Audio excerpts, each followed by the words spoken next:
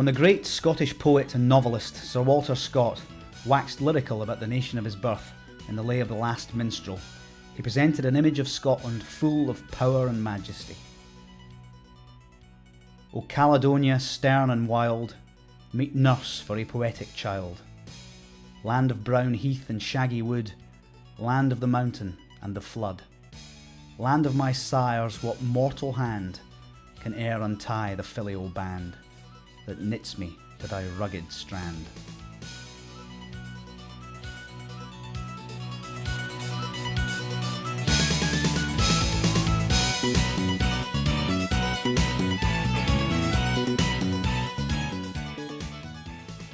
This celebration of Scotland and the patriotism that binds every true Scot to this rugged landscape, wherever they happen to live in the world, is as valid today as when the great man put pen to paper back in 1805.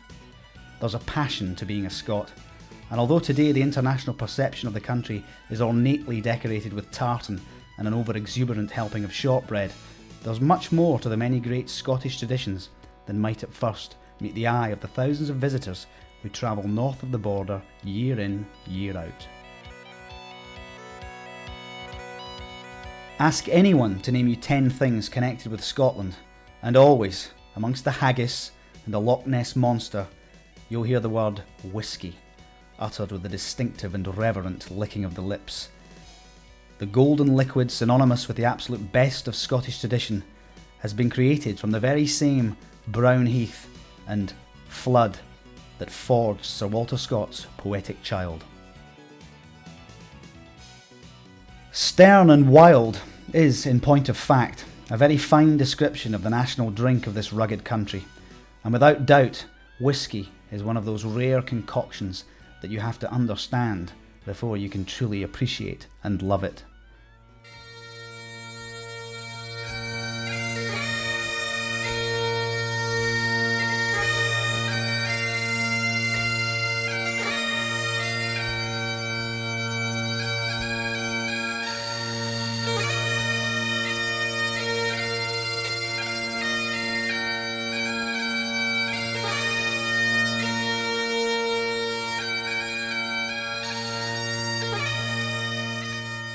And so we begin on the whisky trail, a fascinating journey for the novice and experienced drinker of the wee dram alike.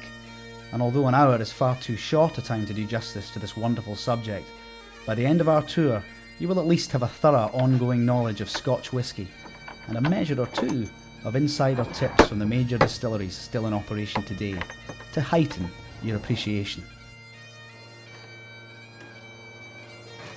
Exactly how whisky came into being in Scotland is not precisely known, and there are a variety of interesting hypotheses as to how it all began.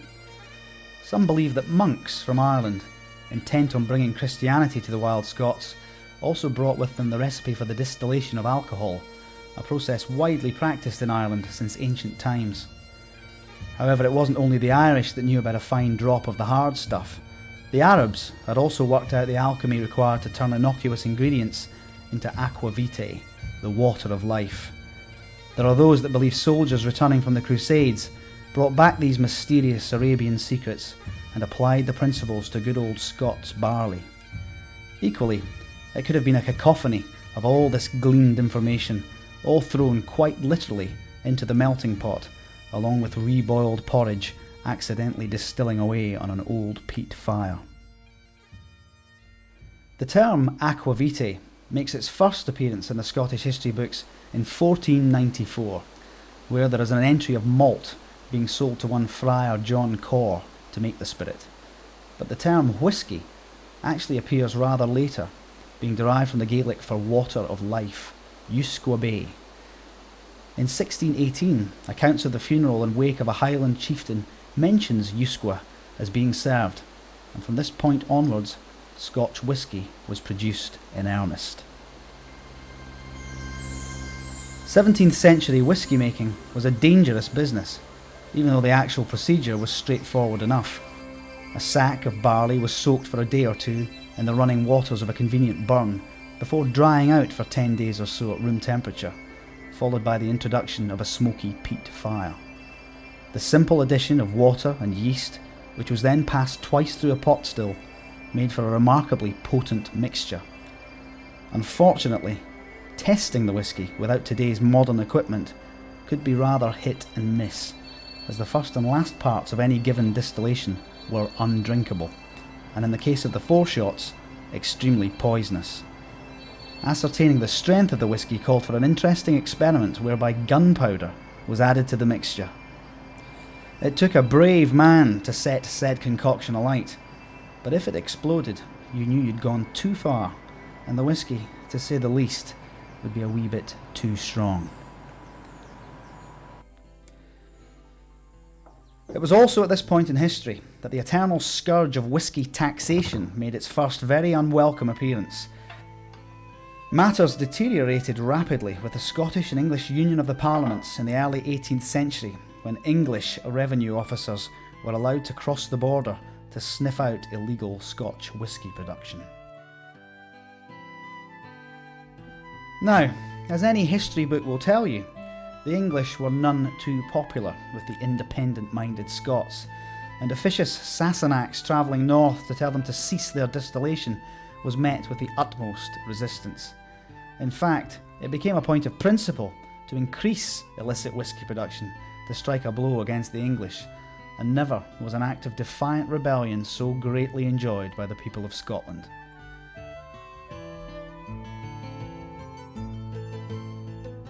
Although through the centuries since, whisky taxation has stabilised and distilleries have grown into fine licensed establishments, the romantic whisky drinker can't help but imagine that there might be just a few secret stills tucked away amongst these hills, producing a hitherto unknown golden blend yet to be discovered, for the good, of course, of all mankind.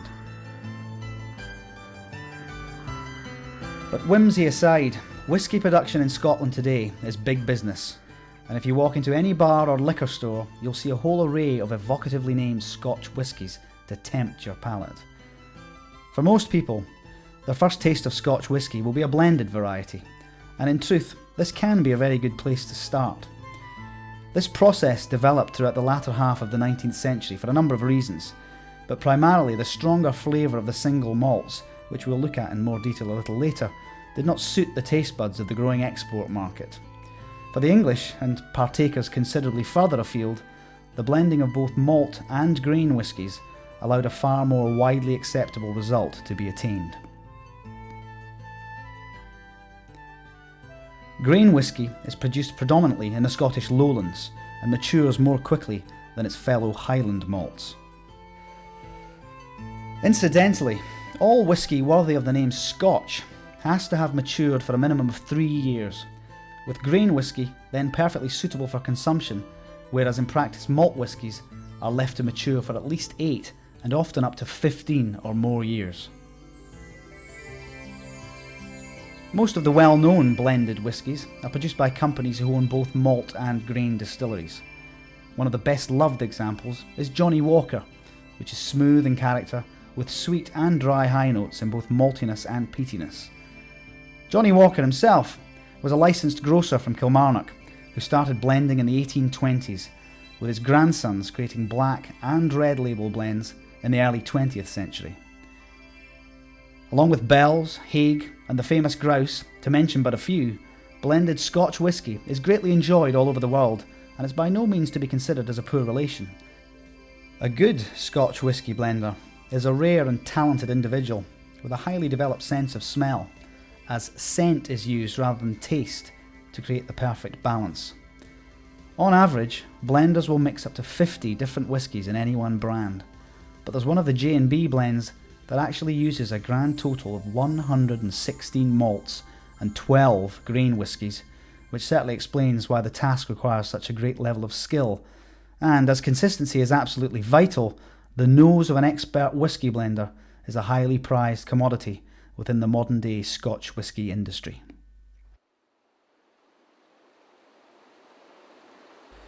However, for many a whisky drinker, the ultimate progression as the connoisseur's palate develops is to the single Highland malt. And this is where our whisky trail begins in earnest. Our destination is Speyside in the northeastern Highlands, where more than half of Scotland's distilleries are in operation. When it comes to whisky production, Speyside has it all. The climate and geology of the Grampian Mountains, alongside the great glens bordering the River Spey, can only be described as perfect whisky country, and you will see numerous signposts for distilleries, many of which have wonderful visitor centres and provide fascinating guided distillery tours.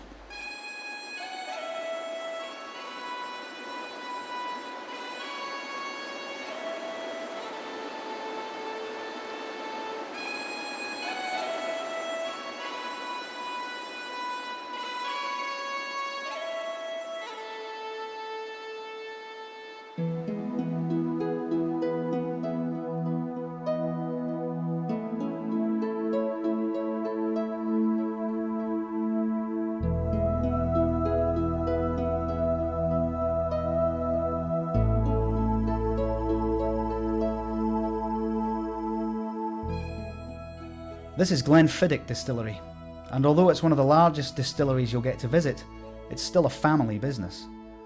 Production of this most distinctive of single malts, with a light, peaty aroma, counterbalanced with a delightful sweetness, has gone on uninterrupted for over 100 years.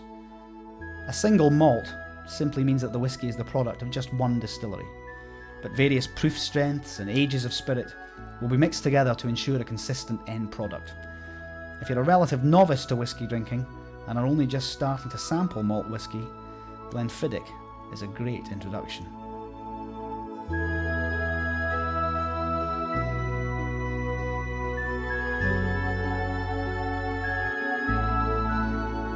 In the shadow of the ruins of Balvenie Castle, Glenfiddich is produced today with the traditional care and skilled expertise of generations of whisky distillers. The methods used are absolutely authentic, and William Grant, the former apprentice shoemaker who bought this land in the valley of the River Fiddick in 1886 to fulfil his dream of setting up a distillery of his own, would without doubt approve heartily. William Grant and his family worked tirelessly to create their exceptional single malt, and the Glenfiddich name very quickly became an assurance of quality.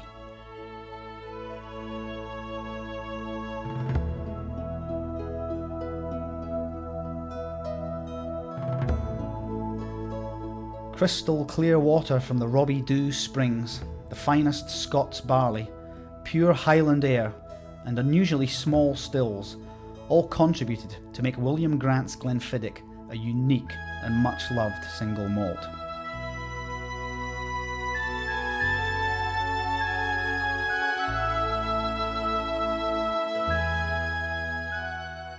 As if to herald future success, the very first Glenfiddich spirit flowed from this very place on Christmas Day 1887, an auspicious beginning for what has since become one of the 21st century's best-selling whiskies the whole world over.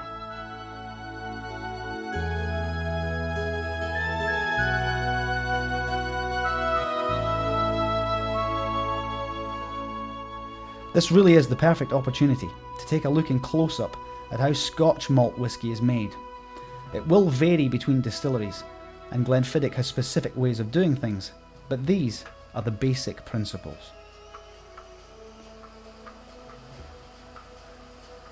Just like their Scottish forefathers who soaked their barley in a local burn, the malting process begins with barley being steeped in water. After 2 to 4 days, the barley is drained and spread across a large stone malting floor, where it is allowed to germinate. Some distilleries still turn the barley by hand daily, but many now have mechanised the process. After 8 to 12 days, an enzyme called diastase will have been produced, which converts the barley to starch and sugar solubles, known in the trade as green malt.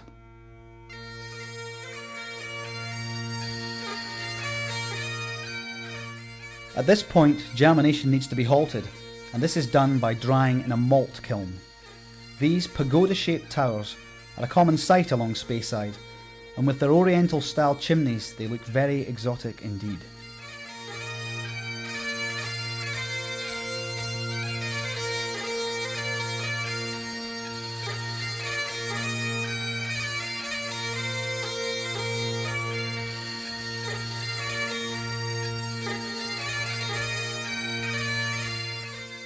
This peat furnace smokes the green malt, and often you will taste the peat flavour to a greater or lesser degree in the finished whisky. Next, the malt is passed through a mill, which it emerges from as roughly ground grist. This is then mixed with hot water in a large tub called a mash tun, where, when agitated, the soluble powdery barley starch dissolves into a brownish sugary liquid called wort. When this is drawn off, it leaves behind a husky solid known as draff, which is very rich in nutrients and is recycled into cattle feed. Once the wort has been cooled, it's transferred to washbacks, large wooden or stainless steel tubs, where yeast can be added to begin the fermentation process. It takes about 48 hours for this to happen, famously at 21 degrees. Now, there was a time when PC simply referred to a police constable, but in today's climate, where political correctness is a burning issue, it's almost controversial to say that the male-dominated whisky-making workforce of generations past remembered the temperature for this tricky stage by comparison with a woman of 21, which all sagely agreed was when she was at her most awkward.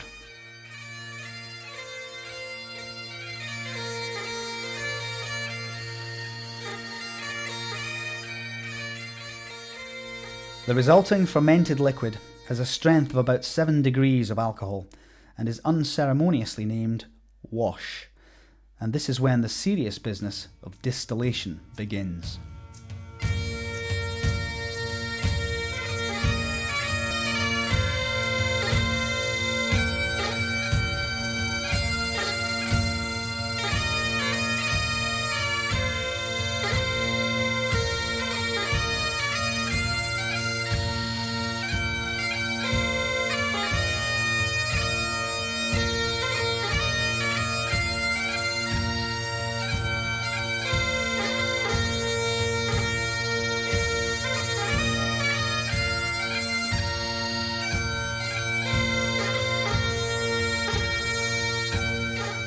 One of the most distinctive images that you'll see at any malt whisky distillery will be the beautifully bulbous, glistening copper stills used for this most crucial stage of whisky production.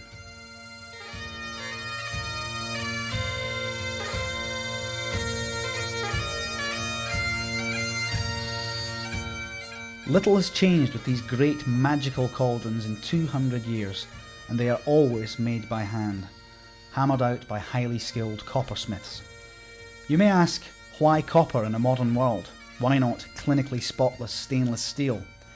By all accounts, you'll have your answer if you're ever unfortunate enough to cut yourself on a sharp copper edge.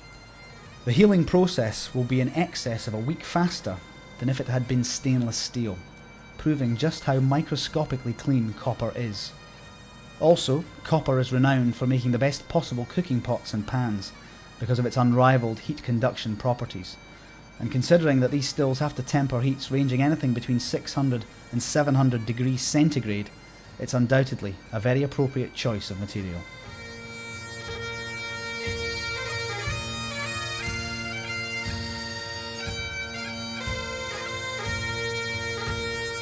Surprising as it may sound, the flavour of the finished whisky is influenced greatly by the shape of the vessel it's distilled in. If a still has a short neck, the whisky is dominated by heavier oils, which give a more intense flavour, whereas a still with a long high neck will produce whisky of a much lighter character with less heavy oils in evidence.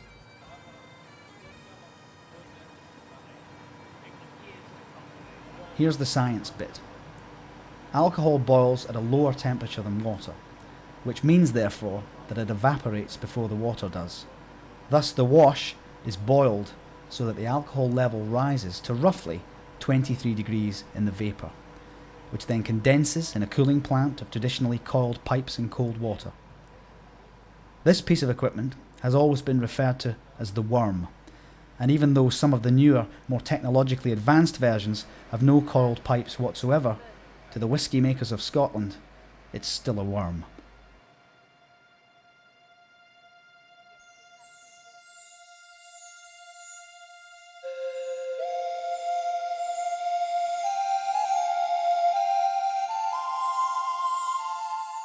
The distillation process is then repeated a second time, and as with the very early whisky makers with their gunpowder, the modern day distiller needs to bring all his skills to bear to successfully draw off the middle cut or main run of the spirit.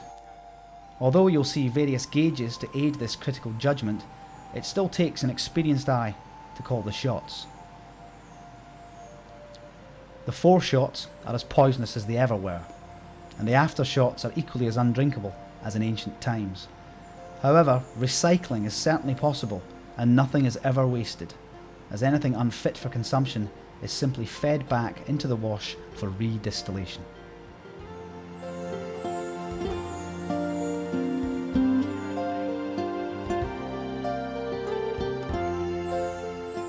At this stage, the spirit is correctly termed as ethanol.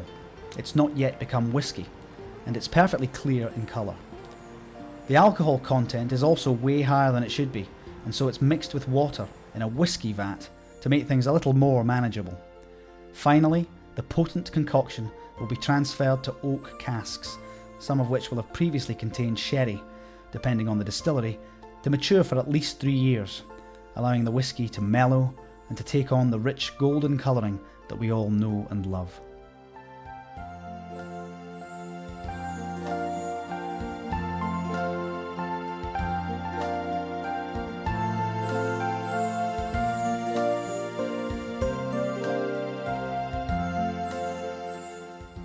A certain amount of whisky will evaporate during this final process, but even the thrifty Scot can do nothing to prevent this, and what's lost has to be philosophically written off as the angel's share.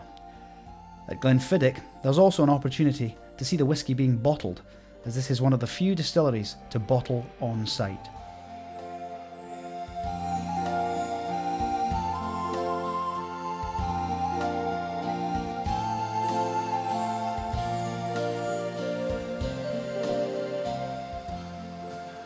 For the visitors who come and take the Glenfiddich tour in person, there's nothing so delightful as taking a wee dram of the finished whisky to judge for themselves what all the fuss is about.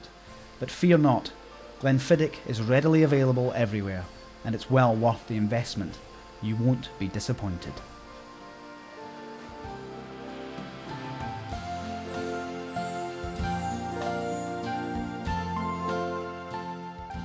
Having seen whisky being made in what has to be described as a state-of-the-art distillery, with roots very firmly based in tradition, there's one very significant aspect of the process that can be in danger of being overlooked. At the last stage of distillation, you have ethanol spirit that is colourless. It only becomes whisky after 3 years in storage. Therefore, something very special happens within the casks themselves, making what occurs over this prolonged maturing process very important. Our whisky trail now takes us to the Speyside cooperage, where oak casks are made and repaired to supply the whisky industry.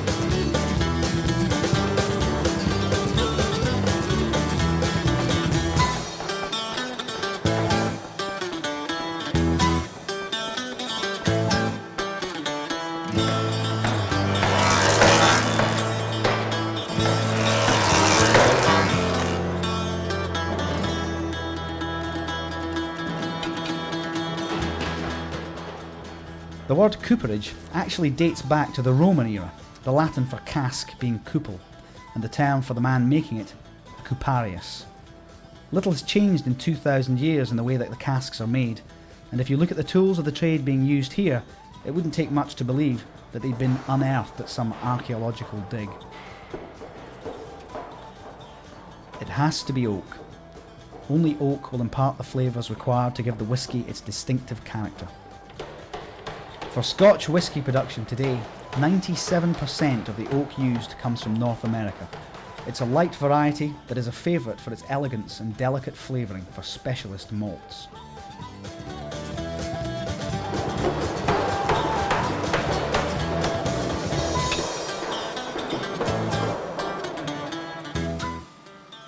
As already mentioned, some distilleries use old Oloroso sherry casks, and a high proportion of the work carried out here at the Speyside Cooperage is the repair and renovation of older casks. The flavour from the sherry-soaked casks always make for a richer and spicier whisky, which for some distilleries is an intrinsic part of their own specific taste.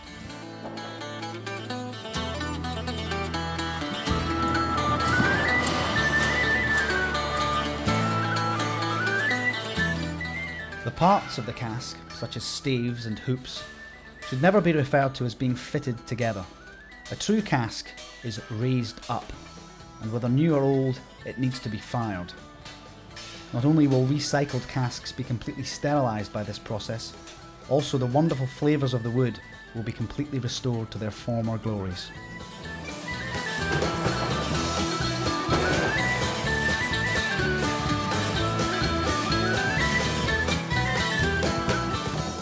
It may seem an awful lot of effort to go to, keeping so many of these quite ancient casks in circulation, but with a lifespan of 60 years and like the fine whisky they hold, improving with age, it's well worth such careful husbandry of resources. Also, a brand new cask does cost in excess of £150, and after all, it's a fair price for such skilled work, but it wouldn't be in keeping with the very essence of Scotland if the distillers failed to ensure that they got their money's worth.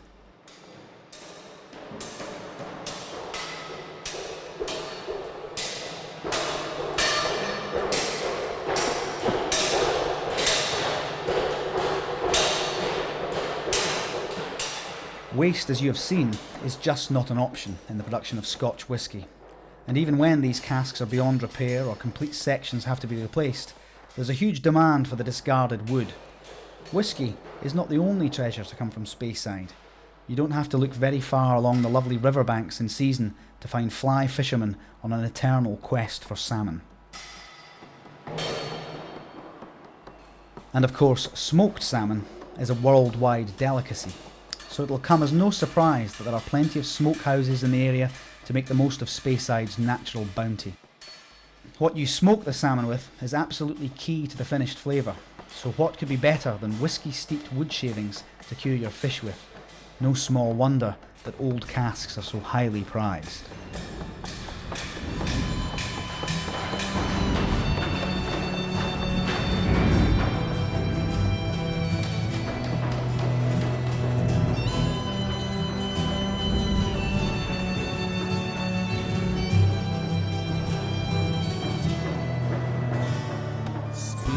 Bonny boat, like a bird on the wing, onward the sailors cry.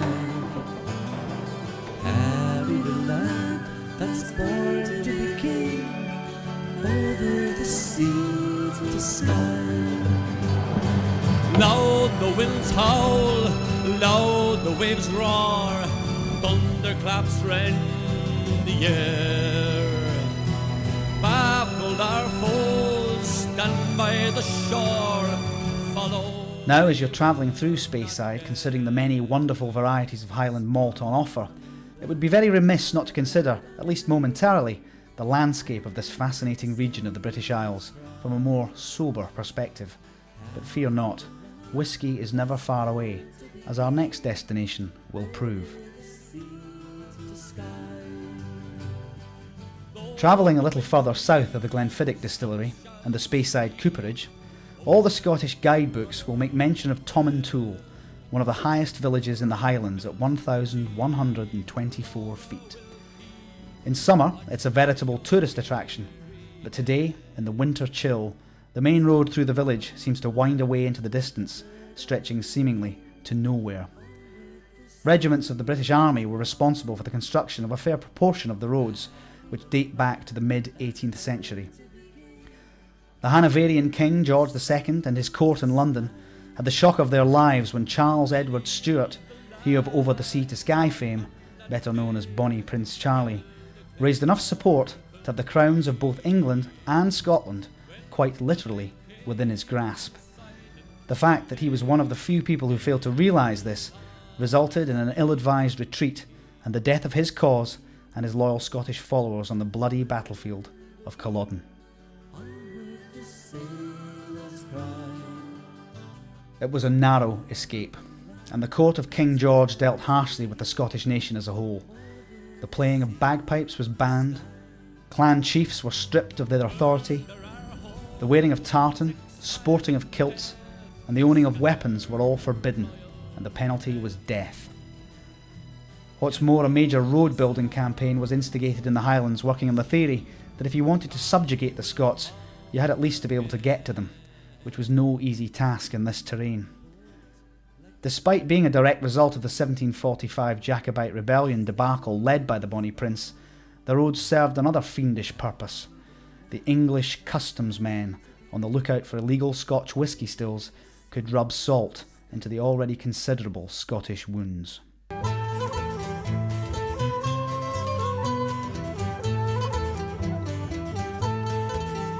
Oh, you Jacobites by name, lend an ear, lend an ear. You Jacobites by name, lend an ear. Oh, you Jacobites by name, your thoughts I will proclaim. Your doctrines I must blame, you shall hear, you shall hear. Your doctrines I must blame, you shall hear. What makes it right and wrong? By the law, by the law. What makes it right and wrong? By the law. What is right and what is wrong? A short sword or a long, a weak hand or a strong, for to draw, for to draw. A weak hand or a strong, for to draw. You Jacobites by name, lend an ear. And so, as is often the case on Speyside, we're back round to discussing whisky again. And from Tomintoul to Glenlivet, you're in the 19th century heart of whisky smuggling country. It's been recorded that there were at least 200 hidden stills along the valley of the River Livet, and hatred of the English revenue officers took on what can only be described as a religious zeal. What makes for oak strife? To up the assassin's knife, or hunt your parents' life with bloody war, bloody war. After the failure of Bonnie Prince Charlie and the merciless massacre by the English of so many Scotsmen at Culloden, the political climate of this rough landscape was echoed in the desperate measures the inhabitants would go to in order to maintain their independence. John Gow had been an ardent supporter of Charles Edward Stuart's cause, and in the aftermath of reprisals after Culloden, he changed his name to John Smith to protect his family from the wrath of the conquering militia from south of the border. A farmer by day, John Smith transformed into an illicit whisky distiller by night, and he would have considered it treason against the Scottish cause to take a licence and make his whisky production legitimate.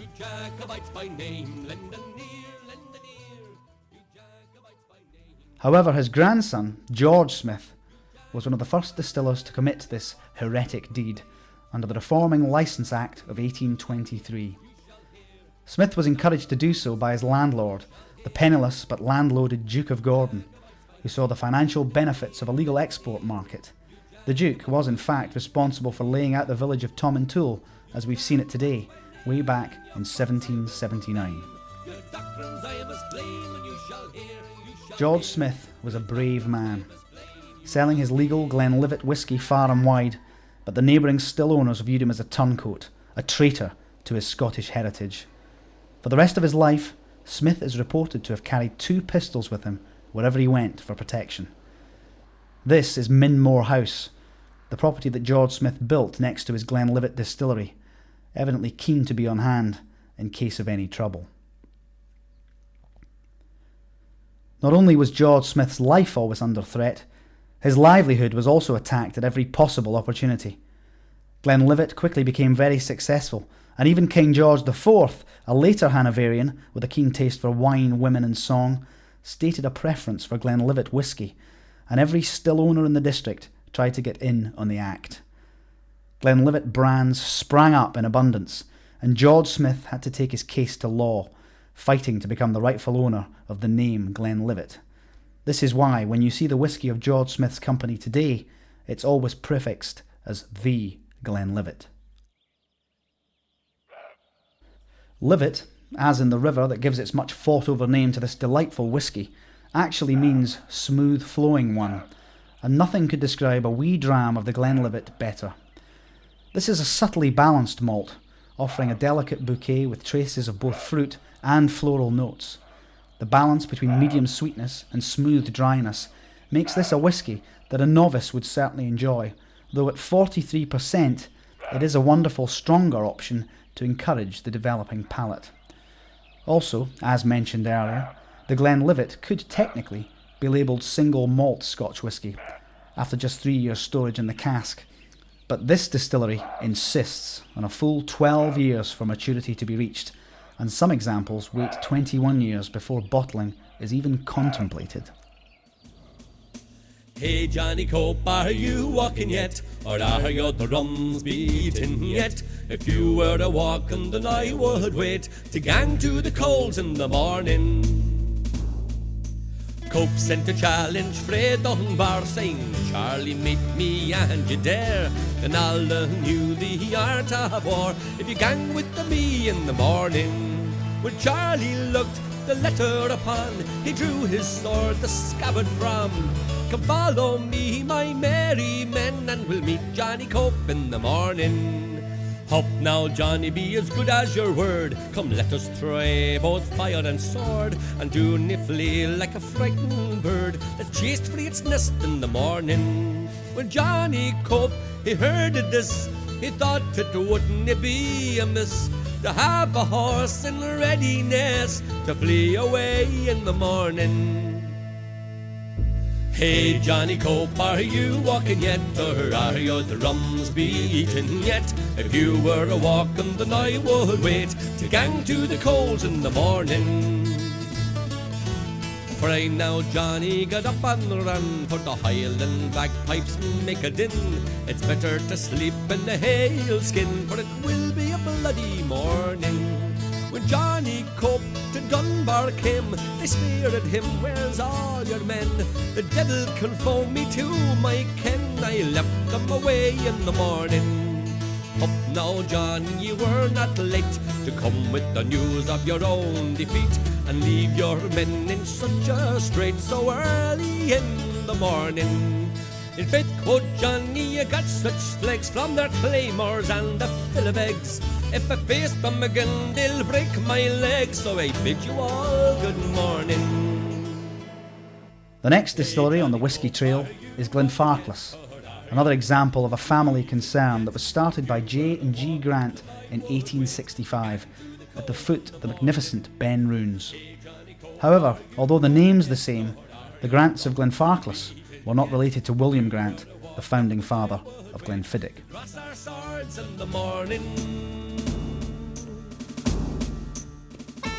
The Glenfarclas Grants are an enduring bunch, as 4 generations on, George Grant has enjoyed more than 50 years as chairman of this truly remarkable company. The future is assured in Grant's hands, as his son John is at present the company's MD. Whisky making must definitely run in this family's blood, as John Grant's son, another proud owner of the name George Grant, has in recent years started work at Glenfarclas, joining the family firm to learn all the tricks of the trade. A tough task indeed, and an incredibly high standard to live up to.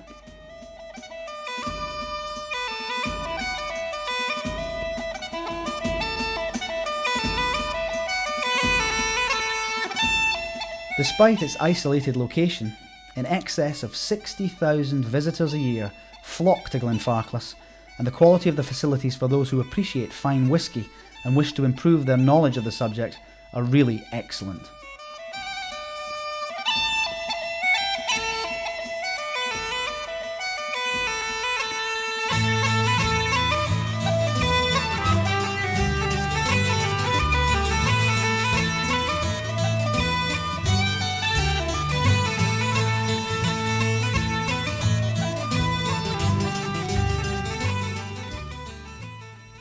Taking a tour round this distillery is just like stepping back in time, with Glenfarclas proudly boasting that the only thing that has been changed here in getting on for 200 years is the label. Malting and peat drying continues as it has done in ageless fashion, and when mountain stream water is added to the grist in the mash tun, one of Glenfarclas's most unique commodities is incorporated into the magical mix.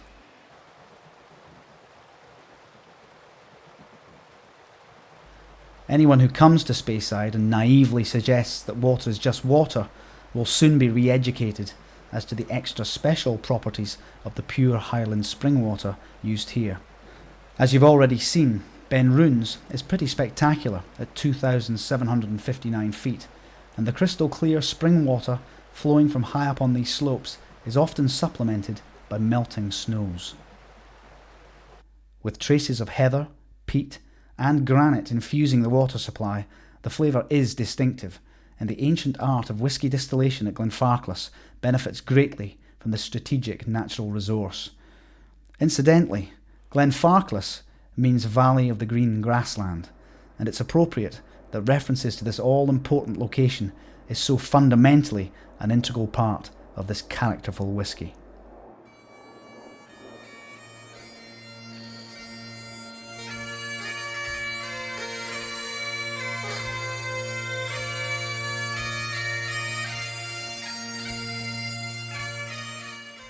Once the distillation process has worked its magic on the very best of natural Scottish ingredients in the great bubbling copper pot stills, the resulting spirit is transferred to the finest Spanish sherry casks for the aging process to begin. At Glenfarclas, the whisky casks are stored for their allotted years in traditional stone warehouses, where the fine mountain air can add its own rare quality to the blend. These are probably the finest examples of their type that you're likely to see anywhere, with a number of them dating back to the 1800s.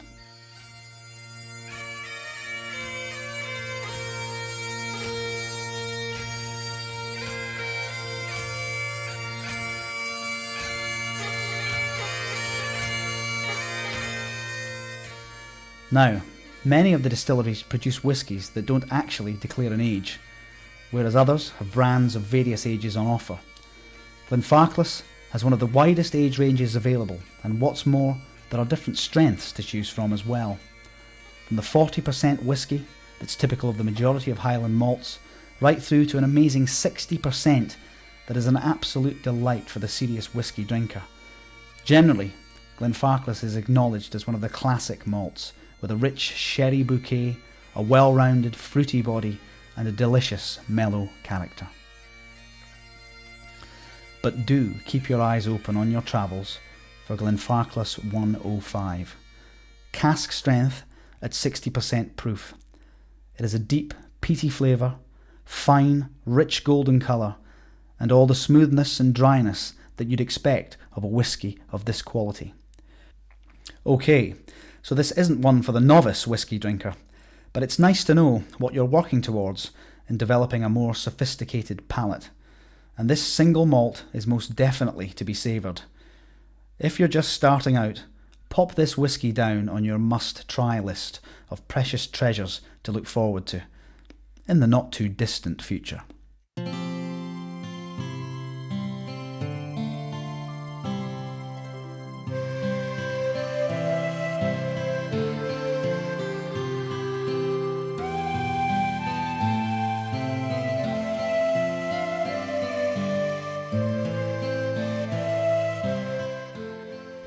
Having considered Glenfiddich, the Glenlivet, and the Glenfarclas brands, this is a good point in the programme to briefly mention a selection of single malts that are worthy of your attention for future reference.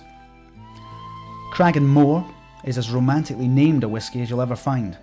This classic Speyside malt certainly has a complex character, with a surprisingly delicate aroma and a delightfully smoky finish. Look out for the Cragganmore Special Reserve, as this is extra smooth and well worth searching for.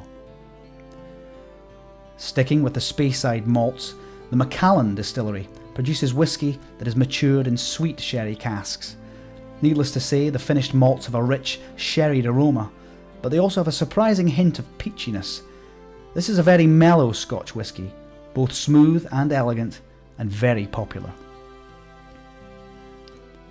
If you're looking for a single malt that's suitable for all palates, from the novice to the connoisseur, you'll not go far wrong with Cardew, a smooth, light malt with a silky character and delicate, sweet flavour. Although through the course of this programme, the main emphasis has been upon these wonderful Speyside malts, it's well worth travelling further afield to take in single malts from different regions of Scotland. The Dalwhinnie distillery is in point of fact only just south of Speyside and was built in the late 19th century. Most of the production was used for blended varieties, but in 1988 the Dalwhinnie single malt was developed. This is a perfect pre- or post-dinner dram, light and aromatic with a soft heather honey finish. Now, if by this stage in the proceedings you're feeling rather more adventurous, there are a whole host of single malts produced on Islay, where a peaty character distinguishes the whisky from this rugged Scottish island. Lagavulin is certainly quite pricey, so if you find a pub that serves this whisky, it's worth trying a glass before you invest in an entire bottle. It's not to everyone's taste, but if Lagavulin is to yours, you'll absolutely love it. This is a powerful brew with a dominant aroma, dry, peaty, smoky flavour, and just a hint of sweetness. Should you prefer to begin with a less gusty Islay single malt, Bunnabain is a distillery worth considering. It's not as characteristically peaty as other Islay malts, and is fresh, light, and rather mellow.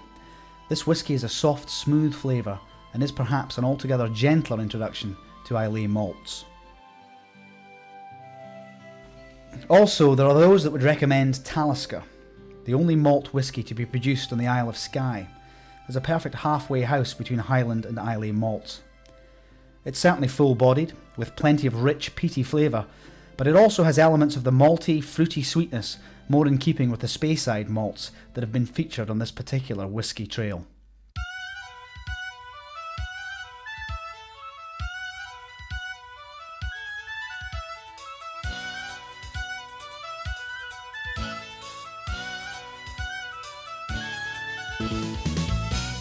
As our whisky trail is rapidly running out of time, it's only right and proper that we should conclude our journey by returning to Speyside and the region's oldest distillery to still be in production, Strathisla.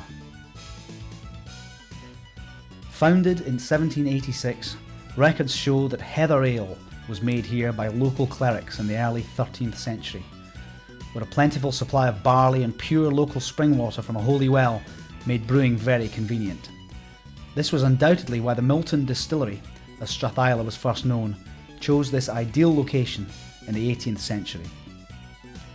Strathisla is one of the most beautiful of the traditional distilleries in the Scottish Highlands, and visitors who come here are never disappointed. Fortunately, the same can be said for the devoted whisky drinker. A Strathisla 12-year-old malt at 43% proof is another precious treat for the connoisseur. Everything about this whisky is big and robust, with a full flavour and masses of fruitiness. There's an unexpected nutty sherried sweetness to this hard-hitting malt, and as your palate becomes more sophisticated, it's definitely a whisky that you'll really enjoy.